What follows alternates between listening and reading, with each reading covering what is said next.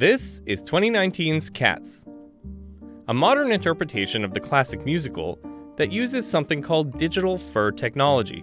But stranger than the new high-tech costumes is the story. A group of what are called Jellicle cats are taking part in an American Idol-style singing competition. The prize? Dying and being sent to heaven, after which they will be reborn. Confused? Here's everything you need to know to make sense of Cats. While the musical Cats premiered in 1981, the story actually goes back even further, to a 1939 book of poems by T.S. Eliot, called Old Possum's Book of Practical Cats. Old Possum was a nickname given to Eliot by fellow poet and friend Ezra Pound. Composer Andrew Llyod Webber later adapted the poems into songs, and eventually the musical. Fun fact, the original working title of the show was called Practical Cats.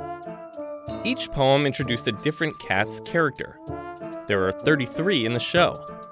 There's Jenny Anydots, played by Rebel Wilson. A lazy cat who sits and sits and sits in the poem The Old Gumby Cat, but who is actually very busy and active at night. Bomb Ballerina, played by Taylor Swift, one of the many characters mentioned in the first poem of the book, The Naming of Cats, who is very flirty with the others.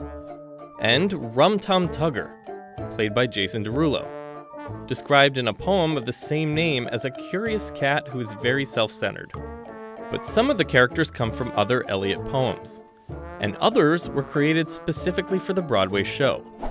While there is a poem about Jellicle cats, the term dates back even further. But what exactly are Jellicle cats? Eliot first wrote the phrase in an unpublished poem to his godson for his birthday, "To all pollicle dogs and Jellicle cats." The second mention of Jellicles is in an Eliot poem called Five Finger Exercises from 1933. Pollicle dogs and cats all must, Jellicle cats and dogs all must, like undertakers come to dust. Here we even get a hint of the death aspect of the plot, with the reference to dust. But more on that later. Pollicle is a nonsense word that's a combination of poor little, and Jellicle is a mix of the words dear little. What exactly a Jellicle cat is further explained in the poem The Song of the Jellicles from the 1939 book. Let's break that down. The poem describes them as black and white, and rather small. As we can see from the new trailer, the cats are indeed small. Smaller, in fact, than what a real cat would be, at least based on their proportions. The stage musical was set in a junkyard with oversized props, so the actors appeared small by comparison. The color is a different story. As you can see from any stage or film production, the cats are all sorts of different colors and breeds. There is at least one black and white cat, however, Mr. Mistopheles, who's a tuxedo cat that knows how to do magic tricks, according to another Eliot poem. Jellicle cats are pleasant to hear when they caterwaul. They also know how to dance a gavotte and a jig, and have terpsichorean powers. Terpsichore is a Greek muse of song and dance, so all of this backs up the fact that these Jellicle cats are great performers, and are perfect for a musical. In the musical, each cat has their own song and a story to tell, which is why the show can feel slightly disjointed. Their stories don't connect or necessarily make any sense, but they're great to listen to. So now that we've established that they can both sing and dance, why exactly are they singing and dancing at all? The poem mentions that they're waiting for the Jellicle moon, an annual occurrence when the moon is very bright, and the Jellicle ball takes place. This is a big event for Jellicle cats. It's when they all come together to perform for the oldest cat and leader of the tribe, Old Deuteronomy. In the musical, Deuteronomy is a male cat, but the new film has made the character female, played by Judi Dench. Deuteronomy has lived many lives in succession. Cats have 9 lives, remember? Deuteronomy also has had many wives, as many as 99 according to the poem. This character, for some reason, also wears a separate shaggy coat over their own fur. In the musical, Deuteronomy is the judge and jury, listening to each cat sing their song and deciding which of them will be allowed to die and ascend into the Jellicle cat heaven, a place called the Heaviside Lair. In the Cats universe, this is their version of heaven. In the real world, the Heaviside Lair is actually a part of the Earth's ionosphere. In an unpublished piece, Eliot mentions that cats go to the Heaviside Lair when they die. The singing competition is essentially them making their case to be sacrificed. which may seem a little grim, but we shouldn't think of this as death and then nothingness. The chosen cat is then reborn and becomes a new, much better cat. Because once again, cats have 9 lives. Spoiler alert for the ending.